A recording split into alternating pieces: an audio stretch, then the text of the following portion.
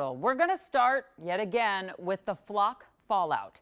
Several Minnesota cities, as we've told you, have been pausing or just parting ways with flock cameras all throughout the summer after a lot of public concern about privacy and a few cases where surveillance alerts put innocent people at risk. One city involved a high-profile example of that risk that we first showed you, and that city has since been pretty quiet. Here's Kent.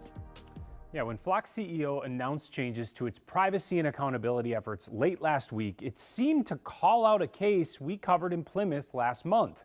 But the city still won't do an interview about that stop, and it's unclear if it has or will change anything. Hello, sir. Can you come out to me, please? Joel Fetter. Is it just you and the wife?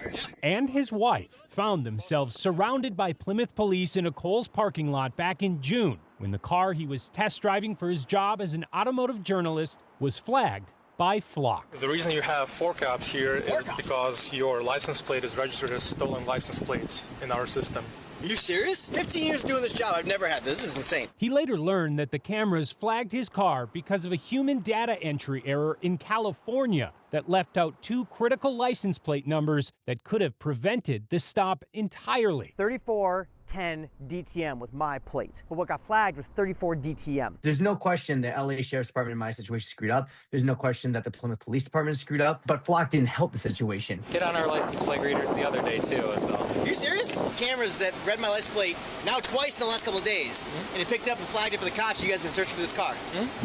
Unreal. Joel's story was among several this summer that led to louder and louder calls for Flock to put more guardrails into place. Today, I'm here to announce a handful of changes at Flock that come from that listening. Last week, CEO Garrett Langley announced that the default for saving images will be cut from 30 days down to 7. And to combat misuse, by the end of the year, they will require case numbers for each law enforcement search. I was thrilled to see change and a response that wasn't simply, that stinks. In the news release, Joel also noticed what appeared to be a reference to him. A recent story described a wrongful traffic stop involving an auto journalist. The central point is simple. An alert is a lead, not a conclusion, which should be confirmed by an officer. I didn't like there was no responsibility taken in their system, and it was 100% put on the onus of the police. He says he's also concerned by what he hasn't seen from Plymouth. The city's Flock portal still lists a 30-day data retention period for its 18 cameras. Surveillance is not security,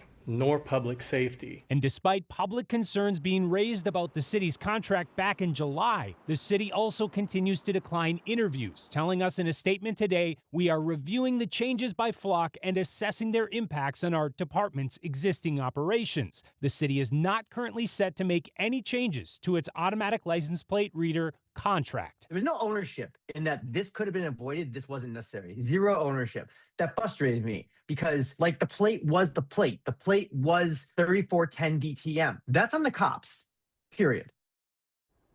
Now, during that Plymouth Council meeting last month, Police Chief Eric Fadden said he would put together a report on Joel's incident and the Flock contract.